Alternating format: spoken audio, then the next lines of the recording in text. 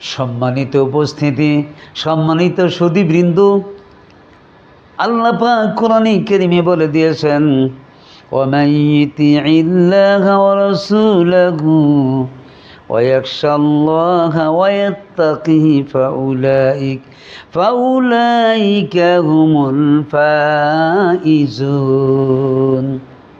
সূরা নূর 18 নম্বর পারা 52 নম্বর আয়াত, 24 নম্বর সূরা আল্লাহ পাক বলে দিয়েছেন, কোরআনে কারীম বলছে, যে ব্যক্তি আল্লাহ তাআলা রাসূলের আনুগত্য করবে আর আল্লাহ তাআলাকে ভয় করবে এবং তার শাস্তি থেকে বেঁচে থাকবে, তারাই হলো সফল কাম, তারাই হলো শান্তিপ্রিয়, তারাই হলো আরামদায়ক কল্যাণকামী।